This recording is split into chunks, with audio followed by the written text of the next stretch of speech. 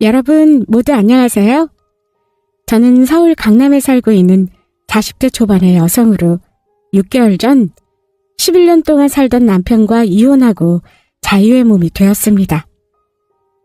제가 남편과 이혼을 하게 된 이유는 아주 기가 막힌 것이었죠.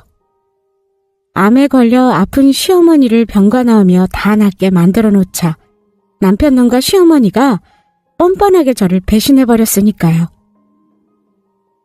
남편놈이 능력 있는 상간녀와 만난다는 소리에 시어머니가 직접 나서 남편과 저를 이혼시키려 한 것도 모자라 남편놈과 시어머니는 저의 재산까지 노리고 있었거든요.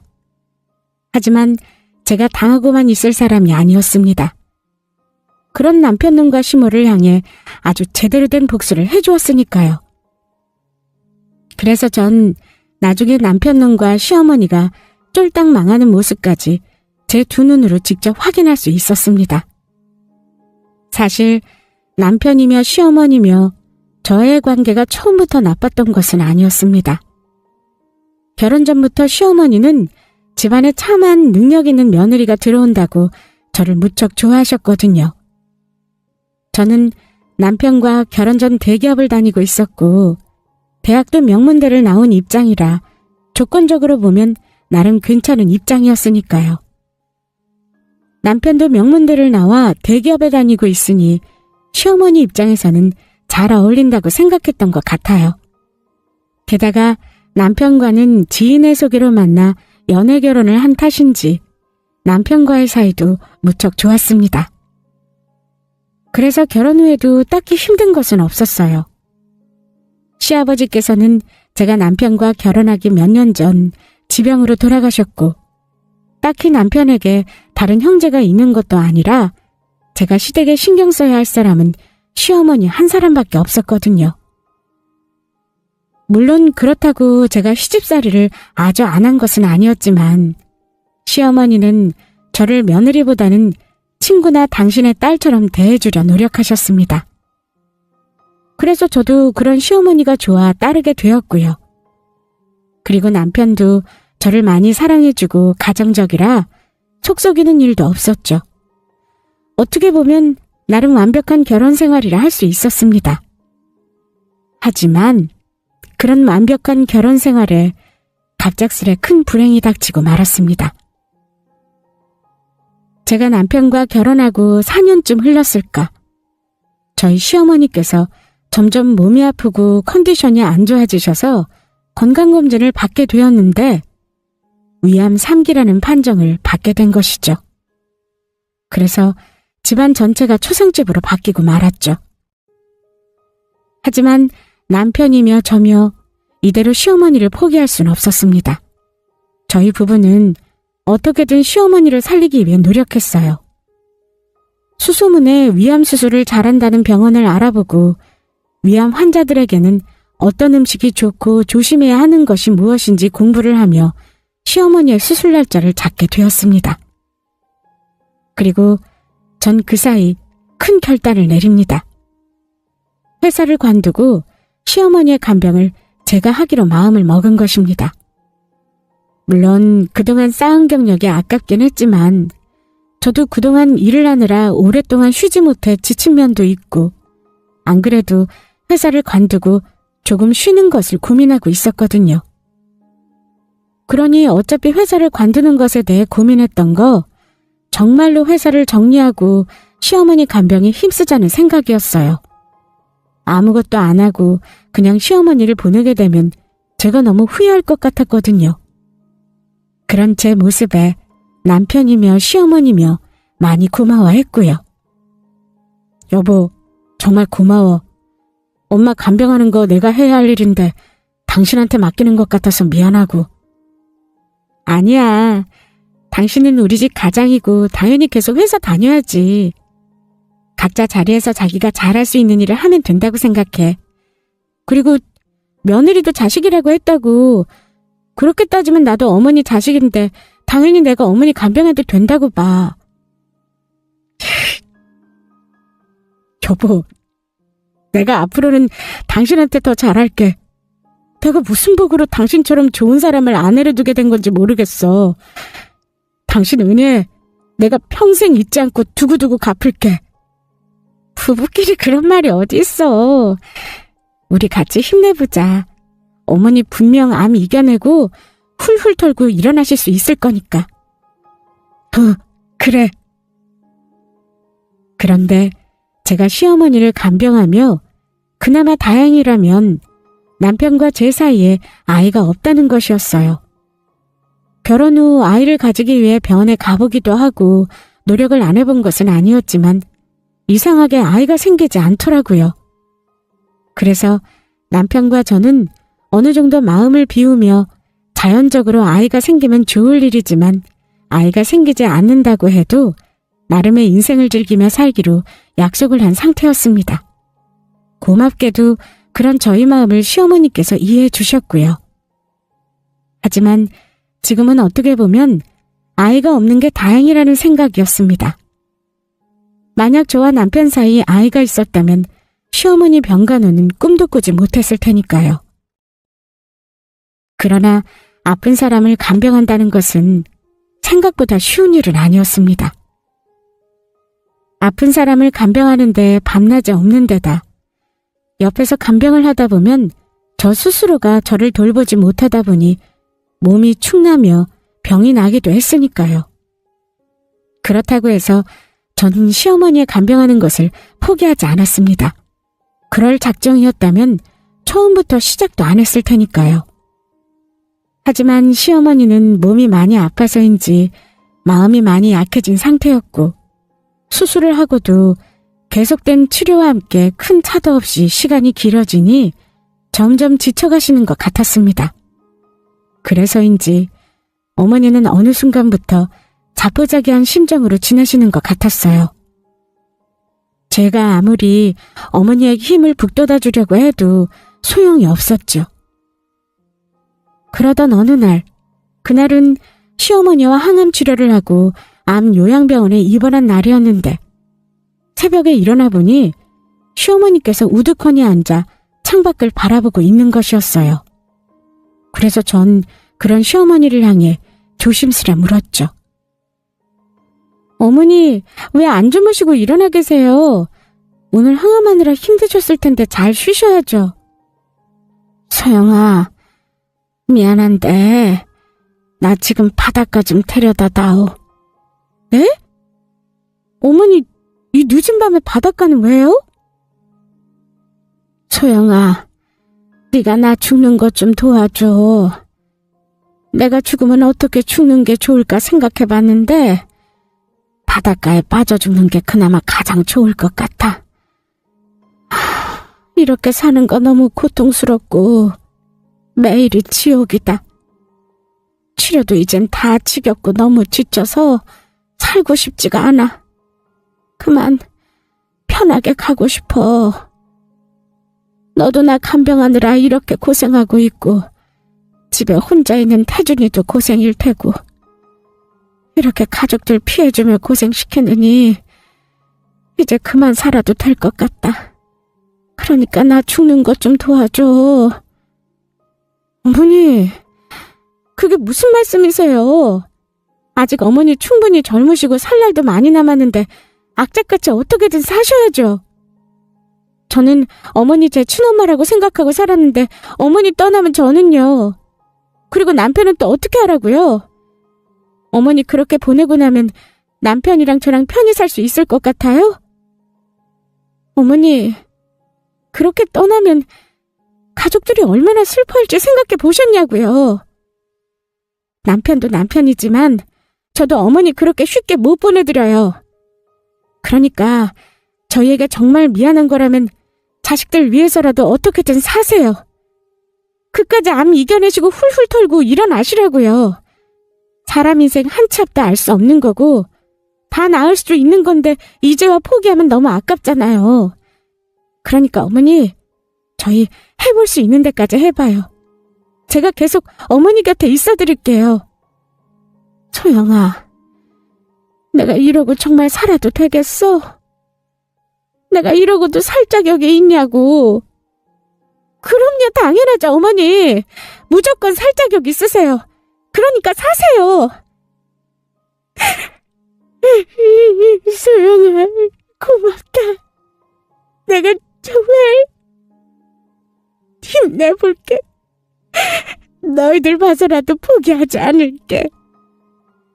네, 어머니, 꼭 그러세요. 꼭 힘내주세요, 어머니. 그날 시어머니와 저는 꼭 부둥켜 안고 펑펑 울었습니다. 그리고 그때부터 시어머니는 힘을 내 다시 치료를 받기 시작했어요. 그래서인지 시어머니의 상태가 호전되기 시작했습니다.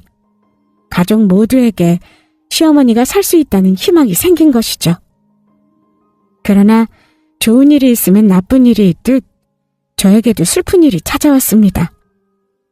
저희 외할머니께서 갑자기 돌아가신 것이죠. 외할머니는 나이가 있으셔서 돌봐줄 사람이 필요해서 저희 부모님 집에서 지내고 계셨는데 주무시다가 새벽에 떠나신 것 같았어요. 다행이라면 돌아가신 할머니 표정이 굉장히 편안해 보이셨다고 했는데 고통 없이 편히 돌아가신 것 같아 조금은 위안이 되었습니다. 하지만 시어머니 간병에 신경 쓰느라 한동안 외할머니 얼굴을 보지 못한 저에게는 가슴 아픈 일이었어요.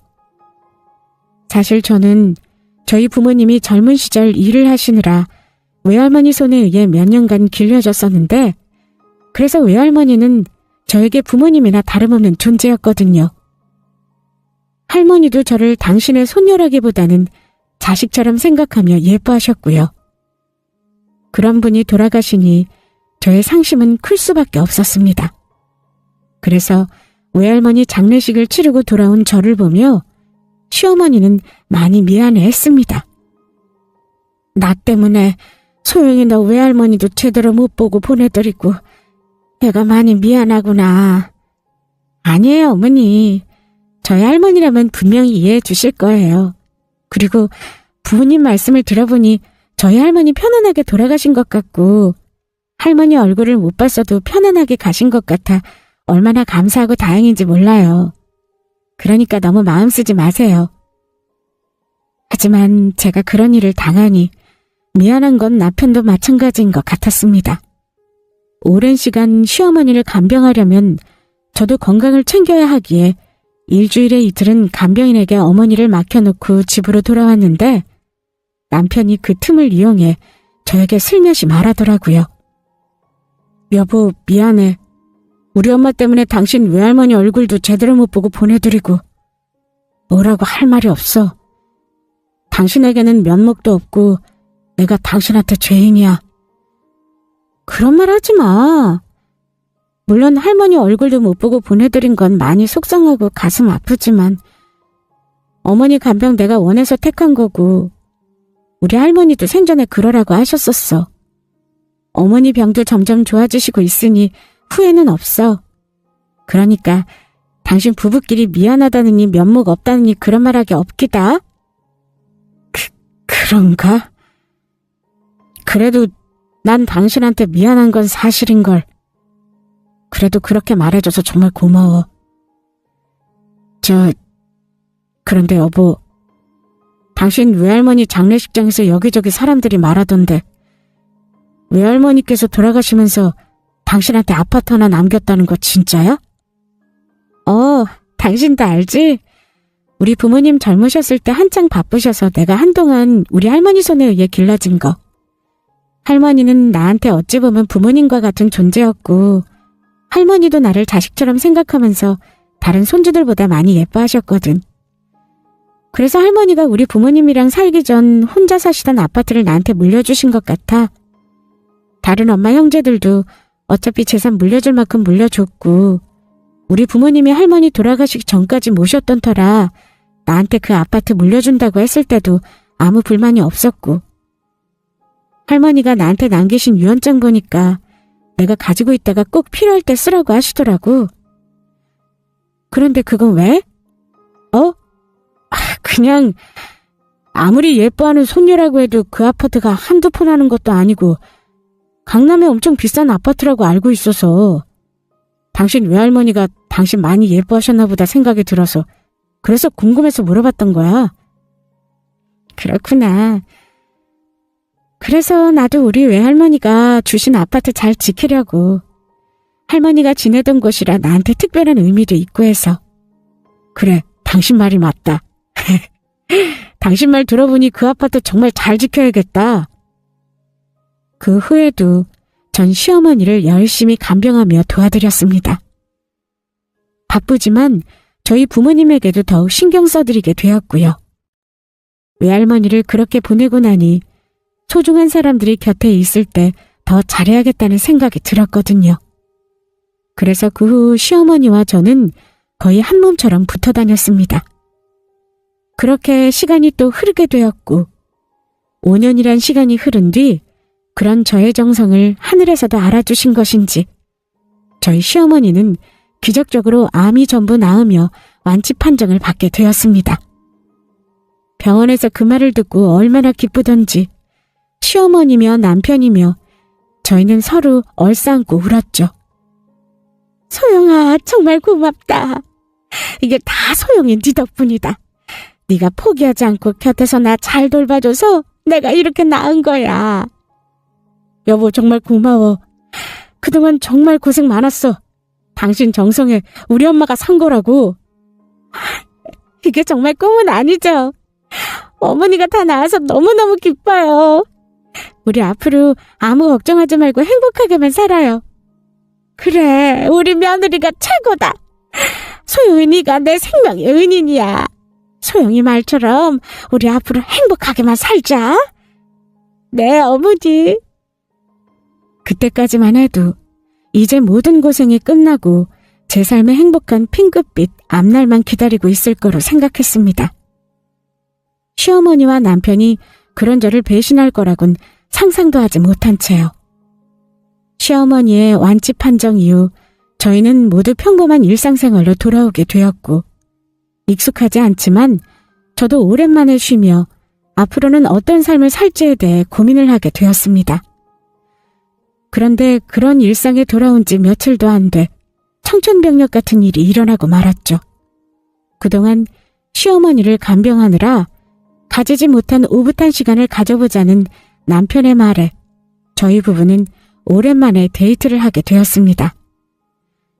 그래서 같이 분위기 좋은 레스토랑에 가게 되었는데 남편이 화장실을 간다며 자리를 비운 사이 남편에게로 문자가 하나 온 것입니다. 그래서 누구에게 온 문자인지 수신자를 보게 되었는데 시어머니에게서 온 문자였죠. 그런데 이상하게 왠지 시어머니에게서 온 문자를 제가 꼭 확인해야 할 것 같은 느낌이 들었습니다. 괜스레 신경이 자꾸 쓰이는 게 지나칠 수가 없었어요. 게다가 다른 사람에게 온 것도 아니고 시어머니에게서 온 것이니 혹시 시어머니가 어디 아파 남편에게 문자를 보낸 것은 아닌지 걱정되어 확인을 하고 싶었거든요. 그래서 평소 남편의 핸드폰 비밀번호를 알고 있던 저는 남편의 핸드폰을 열어 시어머니의 문자를 확인하게 되었는데 전 시어머니의 문자 내용에 까무러칠 뻔했죠. 그 내용은 정말 엄청난 것이었으니까요. 소영이한테 언제 이혼하자고 말할 작정이냐. 그동안이야 옆에서 나 돌보며 간병해줄 사람이 필요했으니 네가 소영이랑 이혼하지 않고 기다리고 있었다지만 이제 그거 이용해 먹을 만큼 이용해 먹었고 필요 없어졌으니 빨리 정리했으면 좋겠구나. 아들, 네가 지금 만나는 여자가 5살이나 어린데다 돈 많은 변호사라고 하지 않았어? 아무리 생각해봐도 나는 집에서 아무것도 안 하고 노는 가정주부보다 변호사 며느리가 훨씬 좋은 것 같다. 변호사 며느리를 둘 수 있는 이런 일생일대의 기회를 절대로 놓칠 수 없다고. 나도 이제 암도 완치 판정 받았고 며느리 이제 쓸모 없어졌는데 빨리 실행하자꾸나. 우리 계획 잊지 않았지? 부부 재산은 공동재산이니 소영이 그거랑 이혼하면서 소영이 외할머니 죽으면서 남긴 아파트 반반씩 나누자고 하면 될 것 같다. 그러면 소영이 동태 잘 살피고 언제 이혼하자고 말하면 될지 네가 잘 정해서 나한테 알려다오. 아들 네 답장 기다리고 있으마. 전 배신감과 충격에 그만 그 자리에서 소리를 지를 뻔했습니다. 당장 화장실에 있는 남편에게 달려가 머리채라도 잡고 싶은 심정이었죠. 남편 놈이 제가 시어머니를 간병하느라 정신이 팔린 사이 바람이 나 있던 겁니다. 그리고 문자 내용으로 보아 저희 시어머니도 그 사실을 알고 있으면서 저에게 숨겨놨던 것도 모자라 본인이 몸이 다 나으면 저와 이혼시키고 그 상간녀와 남편을 결혼시킬 계획까지 미리 세우고 있던 것 같았습니다. 상간녀가 저보다 돈 잘 벌고 능력 있는 변호사라는 이유로요. 그것도 모자라 저와 남편을 이혼시키면서 저희 외할머니가 남겨주신 저의 재산까지 넘보고 있었던 겁니다. 저는 배신감에 몸이 떨려왔습니다. 그리고 시어머니와 남편을 도저히 용서할 수가 없었죠. 힘들게 시어머니를 간병해왔는데 그 대가가 배신이었으니까요. 시어머니며 남편이며 인간이라면 도저히 할 수 없는 일을 저에게 저지르려 하고 있던 겁니다. 하지만 일단 전 그날 분노를 꾹꾹 누르며 남편이 저와 이혼할 계획이란 사실을 모르는 척 넘어갔습니다. 너무 화가 나니까 사람이 침착해지더라고요. 당장 화내기보다 앞으로 시어머니와 남편의 동태를 살피며 제가 대응해 나가는 방법을 찾는 게 더 현명한 방법이란 생각이 들었거든요. 하지만 제가 정신을 차릴 새도 없이 더욱 황당한 일이 벌어졌습니다. 살려줬더니 보따리 내놓으라는 것도 아니고 시어머니가 저에게 할 말이 있다며 저희 집에 찾아와 남편과 이혼하라며 당당하게 요구해왔던 겁니다. 그동안이야 소영이 네가 상처받을까봐 말하지 않고 참고 있었는데 더는 안 될 것 같다. 우리 태준이 사랑하는 여자 생겼다. 그것도 너처럼 집에서 노는 백수가 아니라 능력 있고 돈도 많은 변호사로. 그러니까 두말하지 않으마. 좋게 말할 때 네가 그만 물러나라. 여보, 정말 미안해. 내 사정이 그렇게 됐어. 나 우리 지연이 정말 사랑하고 없으면 못 살 것 같아. 그러니까 그만 당신이 나랑 헤어져줘라. 지금 두 사람 다 뭐라고 하는 거예요? 지금까지 어머니 아플 동안 실컷 병관하며 부려먹다가 단물 다 빨아먹고 필요 없어졌으니 지금 나보고 그만 꺼지라는 건가요? 당신들이 그러고도 인간이야? 양심이 있냐고! 네가 어떻게 우리를 말하고 욕하든 상관없다. 막말로 예전이야 네가 명문대 졸업에 대기업 다니는 잘나가는 직장인이라 내 며느리를 마음에 들었지만 지금은 아무것도 안 하고 노는 백수 아니냐. 입장 바꿔 너라도 백수 며느리보다 잘나가는 돈 많은 변호사 며느리가 더 좋지 않겠어? 물론 네가 날 그동안 병건해준 건 정말 고마운데 내가 시켜서 한 것도 아니고 네가 스스로 원해서 한 거 아니었니? 그러니까 우리 그만 태준이랑 이혼하라고. 그리고 이건 확실히 넘어가야 할 것 같아서 말하는데 너도 알겠지만 부부 재산은 공동으로 권리 있는 거 알지? 그러니까 이혼하게 되면 소영이 네가 네 외할머니한테 받은 재산도 우리 태준이랑 나눠 가자 한다는 거 잊지 말고. 내 말 뜻 무슨 말인지 알겠지? 여보, 우리 엄마 말 잘 들었지? 나랑 이혼하면서 당신 외할머니 아파트 절반 꼭 나한테 줘야 해. 당신이 원하면 내가 재산 분할하면서 위자료도 줄 테니까 걱정 말고. 그래도 나는 남는 장사라 손해볼 게 없거든? 그리고 어차피 이렇게 밝힌 마당이니까 솔직히 말하는 건데 나도 능력 없는 백수 마누라보다는 능력 있고 돈 많은 변호사 아내가 훨씬 좋다고. 이것들이 진짜 지금 누구 보고 백수라고 하는 거야? 내가 누구 때문에 일을 관뒀는데. 저 어머니 간병하려고 회사까지 관둬서 직장 없어진 거예요. 그런데 이제와 나보고 물러나라고? 야, 이 거지 같은 것들아! 저는 앞에 있는 찻잔의 물을 남편과 시어머니를 향해 부어버렸죠. 그러자 순간 남편이며 시어머니 놀라 집 밖으로 도망을 치더라고요.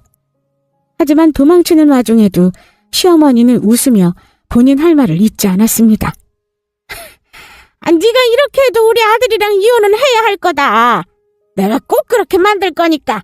그러니까 우리 아들이랑 이혼하면 네 외할머니 아파트 나눌 준비나 잘하고 있거라. 여보, 당신 화나니까 정말 무섭다. 당신 지금 많이 화난 것 같으니까 나는 당분간 엄마네 집에서 지낼게. 나중에 봐. 저는 시어머니와 남편을 도저히 용서할 수가 없었습니다. 물론 이미 남편이 바람피운 사실을 알았을 때부터 이혼을 할 결심을 하고 있었지만 두 사람의 검은 속내에 그냥 이혼을 해주겠다면 안 되는 생각이었죠. 저는 배신한 시어머니와 남편을 제대로 된 참교육을 시켜주고 갈라설 작정이었거든요. 게다가 전 두 사람의 행동에 비웃을 수밖에 없었습니다. 남편이며 시어머니가 모르고 있는 중요한 사실 하나가 있었거든요. 유산으로 상속받은 재산은 아무리 부부라고 해도 나눠 가질 수 없다는 것이었죠. 유산은 상속받은 상속인에게만 권리가 있었거든요. 하지만 그 사실을 알리 없는 남편과 시어머니는 그저 저희 외할머니가 저에게 남기신 재산을 보고 눈이 뒤집혀 아무 생각 없이 일을 벌인 것이었죠. 저와 이혼하며 제 재산도 빼앗고 변호사 며느리를 얻을 수 있다는 생각에 말이에요. 그리고 사실 저는 그동안 시어머니와 남편에게 밝히지 않은 비밀도 하나 있었습니다. 저희 외할머니가 돌아가시면서 저에게 아파트만 남긴 것이 아니었어요. 외할머니는 떠나시면서 가지고 있던 주식도 저에게 얼마 남기셨는데 몇 년 사이 주식 가격이 몇 배로 오른 것이었습니다. 하지만 아무리 가까운 가족이라도 돈 문제가 얽히면 문제가 생길까 좀 더 시간이 흐른 후 이야기를 하려 제가 말하지 않고 있던 겁니다. 그래서 제가 남편놈과 이혼을 하며 그 사실을 알려주게 되면 남편이며 시어머니며 얼마나 배 아파할지 상상만 해도 아주 고소했습니다. 전 이혼을 준비하며 남편놈이 만나고 있는 상간녀에 대해서도 뒷조사를 하기로 마음먹었죠. 물론 시어머니가 어느 정도 재산을 가지고 있어 잘 사는 편이었고 남편도 대기업에 다니는 능력 있는 사람이라고 하지만 젊은 데다 능력 있고 돈 많은 변호사가 저희 남편을 만난다는 것 자체가 뭔가 이상해 보였거든요. 그 정도 능력이면 정말 독특한 취향이 있는 게 아닌 이상 굳이 유부남의 가정도 있는 사람을 만난다는 게 좀 말이 안 되었습니다.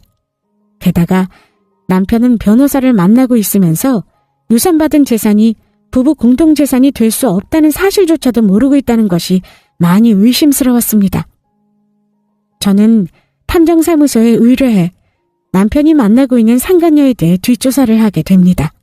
그리고 대반전이 될 엄청난 사실을 알게 되었죠. 남편이 만나고 있던 여자는 능력 있는 돈 많은 변호사가 아니었습니다. 교도소를 7번이나 다녀온 전과 7범의 사기꾼이었어요. 한마디로 남편놈은 사기꾼을 만나 제대로 당하고 있다는 뜻이었죠. 하지만 전 그 사실을 시어머니와 남편에게 알려줄 생각이 전혀 없었습니다. 바람만 피우지 않아도 일어나지 않았을 일인데 상간녀가 돈 많은 변호사라는 소리에 눈이 멀어 저를 배신하다가 일어난 일이니까요. 그 모든 사실은 아주 적당한 때에 밝힐 생각이었죠. 그런데 저는 아주 우연한 계기로 상간녀와 마주치게 됩니다. 탐정님에게 이야기를 듣고 상간녀가 어떻게 생겼나 직접 눈으로 보기 위해 상간녀가 가짜로 차린 변호사 사무실에 찾아가게 되었는데 우연히 사무실 밖으로 나와 외출하는 상간녀를 보게 된 것입니다. 그래서 저는 상간녀가 눈치채지 못하도록 뒤를 밟게 되었습니다. 그런데 상간녀는 제가 뒤에서 쫓아오고 있다는 사실도 모르는지 친구랑 전화통화로 신나게 떠들고 있더라고요. 야, 내가 이번에 멍청한 놈 하나를 제대로 잡은 것 같아. 내가 돈 많은 변호사라니까 글쎄 암투병한 지엄마 병간호한 마누라를 버리겠다고 하지 뭐야? 게다가 그놈 엄마는 자기 병수발했던 며느리까지 버리고 날 며느리로 받아들이겠단다. 그러면서 그 멍청한 놈 엄마라는 인간이 본인도 쉬운 선택 아니었다면 나한테 생색까지 내더라? 그것들이 개지 사람이냐? 나도 내 남편이 암투병한 엄마 병간호에서 낫게 해줬으면 평생 모시고 떠받들고 살겠다. 나도 들으면서 저것들이 사람인가 싶었다니까? 아무튼 잘 됐어. 공들이느라 시간 오래 걸리긴 했지만 이번에 아주 제대로 한탕할 수 있을 것 같으니까 내가 나중에 작업 다 끝나면 맛있는 거 사줄 테니까 그때 보자고. 상간녀는 남편과 시어머니를 이용해 한탕할 생각에 들떠있는 듯 보였습니다. 게다가 상간녀가 보기에도 남편과 시어머니가 한심했는지 두 사람을 욕하고 있어요. 그런데 상간녀가 사기꾼이라는 사실을 알지 못하는 남편과 시어머니는 이제는 둘이 합세해 저를 이혼시키려고 가진 노력을 다하더라고요. 남편에게서 문자로 정말 상식밖에 연락을 받게 되었으니까요. 당신이 나랑 빨리 이혼할 수 있게 도와주려고 내가 직접 바람피운 증거 보낸다. 엄마가 이렇게 해야지 당신이랑 나랑 이혼할 결심이 설 거래. 여기 지금 내가 만나고 있는 변호사 애인인 우리 지연이랑 만나면서 찍었던 사진이랑 동영상이야. 그러니까 당신이 나랑 이혼할 때 남편이 직접 보내준 거라고 법정에서 말하고 이혼 증거로 잘 쓰도록 해. 이렇게 당신 이혼하는 것까지 신경 써주는 나 정말 좋은 남편 아니야? 그러니까 우리 피차 구차하게 굴지 말고 갈라서도 아름답게 갈라서자. 내 말 무슨 뜻인지 알겠지? 그러면 당신 답장 기다리고 있을게. 남편이 보낸 사진과 동영상은 상간녀와 만나서 정답게 밥을 먹고 데이트를 하며 여행을 가며는 바람을 피우고 있는 사진과 동영상들이었습니다. 지 마누라는 자기 엄마 간병하느라 고생할 때 자기는 혼자 상간녀와 신나게 놀고 있었던 거죠. 그것도 모자라 남편 놈은 시어머니와 상간녀랑 같이 만나 밥 먹고 있는 사진까지 저에게 보내왔더라고요. 그래서 저도 남편과 시어머니에게 연락을 하게 됩니다. 이미 남편과 시어머니에게 제대로 복수하며 이혼할 준비도 마친 상태라 더는 망설일 필요가 없었거든요. 그래서 저는 남편과 시어머니를 부르며 저와 이혼하고 싶으면 상간녀도 같이 데리고 오라고 이야기했습니다. 왜냐하면 저는 남편과 시어머니가 만난 자리에서 상간녀의 진짜 정체를 밝힐 생각이었거든요. 그리고 그 전에 전 따로 사람들에게 연락을 하게 됩니다. 상간녀는 저희 남편을 만나 사기를 치기 전 이미 다른 사람들을 만나 사기를 친 상태였어요. 상간녀의 뒷조사를 맡기기 위해 탐정사무소를 찾아갔다가 제가 간 탐정사무소 고객 중에 남편의 상간녀에게 당한 사람이 있다는 사실을 알게 되었고 탐정님의 권유로 서로 만나게 된 것이죠. 상간녀에게 당한 피해자인 남편분의 말로는 결혼 사기를 상간녀에게 당한 사람이 한둘이 아니었고 모두 상간녀의 행방을 찾고 있다는 소식이었죠. 이미 경찰에 신고해 수배가 떨어진 상황인데 종적을 감춰 그동안 찾지 못하고 있었다고 합니다. 그래서 저보고 상간녀를 만나게 되면 연락을 해달라고 부탁을 해왔고 모든 진실을 폭로하며 상간녀에게 당한 피해자들도 도와줄 겸 남편과 시어머니 그리고 상간녀를 만나는 자리에 상간녀에게 당한 피해자들도 모두 부를 계획이었습니다. 게다가 상간녀에게 당한 피해자 남자분은 제 사정을 듣더니 저희 남편과 시어머니의 행동에 같이 분노해줬거든요. 그러면서 제가 이혼을 통보하며 시어머니와 남편 그리고 상간녀를 만나는 자리에서 상간녀의 정체를 직접 밝혀주기로 약속했습니다. 그렇게 저와 시어머니, 남편 그리고 상간녀는 제가 예약한 찻집에 따로 마련된 룸에서 만나게 되었습니다. 그리고 저를 보자 상간녀는 뻔뻔하게 저에게 자기소개를 하더라고요. 언니, 안녕하세요. 저 태준이 오빠 만나고 있는 변호사 송재훈이라고 합니다. 오늘 오빠랑 이혼해주겠다고 만나자고 했다면서요? 이제라도 언니가 물러나줘서 얼마나 고마운지 몰라요. 언니, 우리 오빠랑 이혼해주셔서 정말 감사합니다. 아니야. 고맙긴 내가 너한테 정말 고맙지. 네가 우리 남편이랑 바람 피워준 덕분에 저 똥차 인간들 더 늦기 전에 내 인생에서 치우게 되었으니. 소영이 너 지금 나랑 우리 아들한테 똥차라고 한 거냐? 아무리 그래도 그렇지 네 시어미랑 남편한테 포르장머리 없이 어떻게 그런 소리를 할 수 있어? 엄마 말이 맞아. 당신 지금 말 다 했어? 누구 보고 똥차라고 하고 있어? 그러면 똥차를 똥차라고 부르지 뭐라고 부르냐? 그리고 나 이혼소송해서 너랑 네 엄마한테 위자료까지 전부 제대로 받아내고 재산분할도 할 생각이니까 단단히 각오해두는 게 좋을 거야. 까짓것 얼마든지 해.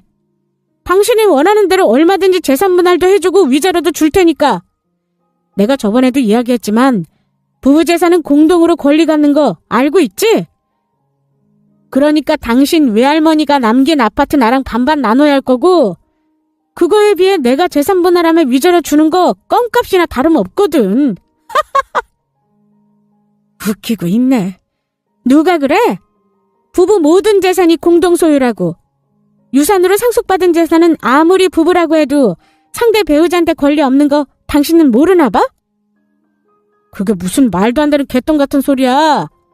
여기 내 옆에 있는 우리 지연이 변호사고 지연이가 분명히 부부 재산은 공동 재산이라 이혼하면 바로 나눠 가져야 한다고 했다고.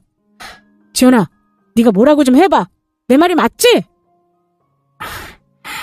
우리 오빠 말이 맞아요. 나 변호사고 법은 누구보다 내가 잘 알고 있다고요. 언니가 아무리 우기셔도 언니 그 아파트 우리 오빠 것도 되니 어서 절반 나눠준다고 하세요. 이건 제가 오빠 여자친구가 아닌 변호사로서 하는 말이니까. 진짜 웃기고들 있다. 야, 지연인지 지랄인지 네가 진짜 변호사라고? 요즘은 로스쿨 문 앞도 가본 적 없는 사기전과 7범을 변호사라고 부르나 봐?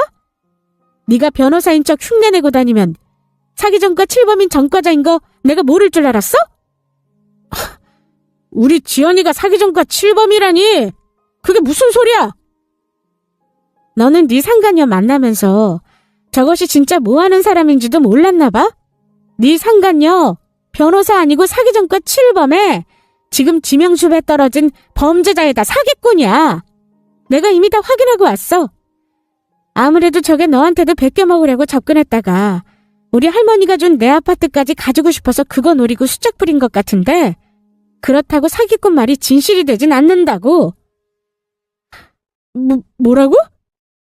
지연이 너 우리 집사람이 한 말 정말 사실이야? 오빠 아니야. 저 언니가 괜히 오빠랑 헤어지기 싫으니까 지금 거짓말하는 거라고. 언니 증거 있어요? 내가 사기전과 7범에 사기꾼이라는 증거 있냐고요. 언니 말이 사실이면 내가 지금이라도 언니 앞에 무릎 꿇고 석고대죄할게요. 대신 언니 말이 거짓말이면 언니도 나한테 무릎 꿇고 사과하고 외할머니가 물려주신 아파트 반 나눠서 빨리 우리 오빠한테 줘야 해요. 알겠어요? 우리 지연이 말이 맞다. 소영이 너 보는 것도 오늘 마지막인 것 같고 좋게 끝내려고 했더니 우리 변호사 예비 며느리한테 이게 무슨 막말이냐.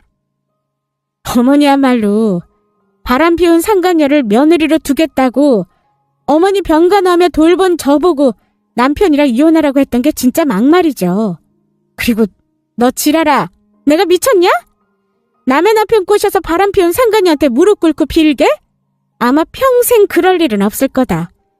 너야말로 네 말이 거짓말이면 나한테 무릎 꿇고 빈다고 했지? 꼭 그 말 지켜라.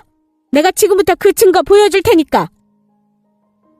전 제 핸드폰에 녹음된 녹음 파일을 진행시켰습니다. 상간녀가 차린 가짜 변호사 사무실을 찾아갔다가 미행했을 때 상간녀가 친구와 통화한 통화 내용을 제가 녹음했던 파일이었죠. 상간녀가 친구와 하는 대화 내용에 남편과 시어머니는 경악하고 말았습니다. 지연이 너 이게 어떻게 된 거야? 지금 이게 정말 사실이야? 그리고 우리 엄마랑 나보고 개라고 한 거야? 이게 뭐냐? 지연이 너 지금 우리 며느리가 들려준 대화 내용 전부 사실인 거냐? 아니야 오빠. 어머니 전부 오해세요. 내가 다 설명할게요. 하지만 저는 상간녀가 변명할 틈을 주지 않았어요. 전 바로 룸 밖으로 향해 소리쳤죠. 여기 여러분들이 찾던 사기꾼이 있으니 어서 들어오세요. 그리고 문을 열고 들어온 사람은 여러 명의 남성이었습니다. 바로 남편의 상간녀에게 결혼 사기를 당한 남성들이었죠. 야 송지연, 너 나한테는 네가 의사라면 나랑 결혼할 것처럼 네 부모님 아프다며 돈 빌려가더니 여기서는 또 변호사라고 속이고 있었냐? 이 사기꾼년, 너 잘나가는 학원 강사라며 나한테 학원 차린다며 투자라고 투자금 받아갔었지? 내 돈 당장 내놔. 내 돈 내놓으라고. 이 전과 7범 사기꾼아, 네가 잘나가는 병원장 딸이라고? 병원장 딸이 남들 돈 뜯어내려고 사기나 치고 다니냐? 상간녀에게 당한 남성들이 상간녀의 멱살을 잡고 달려들기 시작했죠. 그 모습에 놀란 남편이며 시모며 어쩔 줄 몰라하며 아주 제대로 당황한 눈치였어요. 이게 어떻게 된 거야? 그러면 지연이 너 정말로 전과 7범의 사기꾼이었다는 거야? 그래놓고 나한테 돈 뜯어내려고 접근한 거였어? 오빠, 이 사람들 하는 말 전부 거짓말이야. 쥐들이 먼저 나 좋다고 스토킹 짓 하다가 내가 싫다고 경찰에 신고하니까 오빠랑 결혼 못하게 하려고 나 음해하려고 거짓말하는 거라고. 거짓말은 무슨 거짓말? 내가 지금 경찰들 불렀으니까 경찰들 앞에서도 우리가 한 말이 거짓말이라고 할 수 있는지 두고 보자고. 아휴, 그러면 지금까지 우리가 정말 저 사기꾼한테 당했던 거냐? 나는 변호사 며느리 얻게 되는 줄 알고 좋아했는데 이게 무슨 일이야?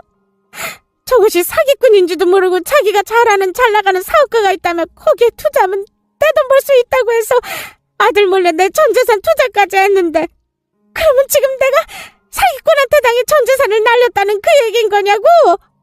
아이고, 나는 망했네. 나는 망했어. 뭐라고? 엄마 벌써 지연이한테 돈을 뜯긴 거야? 나도 사실 지연이가 투자라고 해서 엄마랑 집사람 몰래 대출까지 받아서 투자했단 말이야. 아들, 이를 어쩌면 좋으냐. 우리 재산 전부 저 사기꾼년한테 털리고 너는 이혼까지 당해서 재산 분할까지 해주게 생겼으니 우리는 정말 망했다. 완전 쫄딱 망했다고. 아니야, 이건 절대로 현실이 아니야. 이건 꿈일 거야. 이럴 수 없다고. 그제야 남편과 시어머니는 정신이 돌아온 것인지 갑자기 저를 붙들고 매달리기 시작했습니다. 소영아, 우리가 전부 잘못했다. 네가 날 위해 그렇게 희생했는데, 그런 너를 배신하면 안 되었는데, 아들놈이랑 바람 피우는 여자가 돈 많은 변호사라는 말에 내가 잠시 정신이 헷가닥 어떻게 됐었나 보다. 그러니까 이혼 취소하고 네가 한 번만 우리를 좀 봐주면 안 되겠니? 어디 우리가 보통 사이야. 내가 죽을 뻔한 걸 살린 것도 너고 우리 같이 그 힘든 시기 견뎌왔잖니. 그런데 고작 이런 일로 이혼이라니 말이 안 되지 않니? 그래 여보, 내가 전부 잘못했어. 당신처럼 좋은 사람 버리고 이런 짓 하면 안 되는 거였는데 내가 정말 죽일 놈이고 나쁜 놈이야. 그러니까 우리 이혼 다시 생각해보자. 그리고 지금 이런 말하기 미안한데 당신 외할머니에게 받은 아파트도 있고 그걸로 내 대출금도 갚아주면 안 될까? 그러면 앞으로 내가 당신한테 진짜 잘할게. 당신이 우리 엄마한테 어떻게 했는데 바람 피운 것도 모자라 당신한테 이혼하자고 괴롭히면 안 되는 거였는데 내가 정말 나쁜 새끼였어. 정말 미안해. 진짜 웃기고들 있네. 그걸 아는 사람들이 그렇게 나를 못살게 괴롭힌 거였어요? 그것도 저 사기꾼이 변호사인 줄 알고 저것이랑 살겠다고? 미안하지만 버스 떠난 지 오래네요. 내가 미쳤다고 상간이한테 눈 멀어 마누라 재산까지 노리는 놈이랑 다시 살면서 빚을 갚아주겠냐고요? 나는 당신들 호구 아니거든? 난 이혼할 거고 소송에서 당신들한테 재산 분할이랑 위자료까지 전부 받아낼 테니까 준비나 해도. 그리고 그거 아니야? 우리 할머니가 나한테 남긴 게 아파트뿐만이 아니라는 걸? 아파트뿐만이 아니라니 당신 그게 무슨 소리야? 사실 아무래도 갑자기 재산이 많이 생기면 괜히 가족들 분란이 일어나고 안 좋은 일이 생길 수도 있고 그래서 당신한테 말 안 한 사실이 있어. 우리 할머니가 돌아가시면서 나한테 주식도 얼마 남기셨는데 그 주식이 대박이 났지 뭐야? 나 이제 부자야. 그러니까 고생한 조강지 쳐버리고 배신하면 네 놈처럼 되는 거다. 알겠냐 이 그지 같은 놈아? 저는 바로 남편 놈의 싸대기를 날렸죠. 그 후 경찰이 도착해 상간녀를 잡아갔고 전 찻집을 나왔습니다. 그러자 뒤에서 남편이랑 시어머니가 절규하는 소리가 들려오더라고요. 내가 내 인생을 조져버렸네. 내가 내 인생을 말아먹었어. 완전히 내 인생 망쳤다고. 아이고 이를 어쩌면 좋으냐. 괜히 며느리 재산 노리고 변호사 며느리 얻겠다고 욕심부리다가 부자 며느리도 놓치고 내 인생 쪽나게 생겼다. 저는 그렇게 시어머니와 남편을 향해 시원한 복수를 해주었습니다. 시어머니와 남편을 향해 이보다 더 좋은 참교육 현장이 없었죠. 그 후 저는 남편에게 이혼 소송을 했고 남편 놈은 저랑 이혼을 하지 않기 위해 발악을 했지만 결국 저에게 이혼을 당하고 말았어요. 자기랑 이혼해달라고 직접 저에게 보내준 증거들이 있었으니 제가 남편과 이혼할 이유는 충분했거든요. 게다가 남편에게 재산 분할을 받으며 시어머니와 남편 그리고 상간녀에게까지 위자료를 받아냈습니다. 남편 놈은 본인이 상간녀에게 사기당해 대출받은 대출금을 저에게 같이 갚자며 뒤집어 씌우려고 했지만 법원에서 남편이 저랑 의논 없이 혼자 몰래 지운 채무라 저에게는 책임이 없다며 전부 남편 보고 갚으라고 했습니다. 그렇게 저와 남편은 깔끔하게 남남이 되었어요. 그런데 몇 달 후 저는 아주 뜻밖의 연락을 받았습니다. 바로 시어머니로부터 전화가 왔던 겁니다. 상간녀에게 사기를 당한 것과 돈 많은 며느리인 저를 본인의 실수로 잃었다는 충격으로 힘이 들었는지 시어머니는 암이 다른 곳으로 전이되며 재발했다는 소식이었죠. 시어머니는 뻔뻔하게 아픈 자신을 돌봐달라며 자기랑 남편 놈을 살려달라고 애원하더라고요. 그래서 전 다시 한번 전화하며 그때는 스토킹으로 경찰에 신고해버리겠다고 말했어요. 그런데 전화 끊기 전 시어머니의 말을 들어보니 시어머니며 남편이며 상간녀에게 뜯긴 돈을 찾기는 어려워 보였습니다. 상간녀야 붙잡혔다지만 돈의 행방을 도무지 찾을 수도 없는 데다 거짓말인지 사실인지 그 돈을 이미 자기들 일당이랑 다 써버렸다고 진술했다고 해요. 그래서 남편 놈은 암 걸린 시어머니를 돌보며 대출빚을 갚느라 밤에는 대리운전까지 하며 피똥 싸도록 일하며 고생하고 있다고 합니다. 남편이며 시어머니며 저에게 했던 짓을 사무치도록 후회하고 있는 것 같았습니다. 사람이 고마운 줄 모르고 나쁜 짓을 벌였다가는 어떻게 되는지 남편과 시어머니를 보며 느끼게 되었습니다. 인생을 제대로 망치고 말았으니까요. 그래서 저는 시어머니며 남편처럼 살지 말아야겠다는 생각이 들었습니다. 차라리 조금 손해를 보더라도 착하게 사는 게 낫다는 생각이었어요. 어떻게든 세상이 제 노고를 돌려주는 것 같았으니까요. 그리고 저는 현재 오랜만에 싱글 생활을 즐기며 제 삶을 찾아가는 여행 중에 있습니다. 아직 어떤 길로 갈지 정하진 못했지만 제대로 잘 살아볼 생각입니다. 그런 저의 앞날을 위해 여러분 모두 응원 부탁드립니다. 그러면 이만 제 사연을 마치도록 할게요. 모두 끝까지 들어주셔서 감사합니다.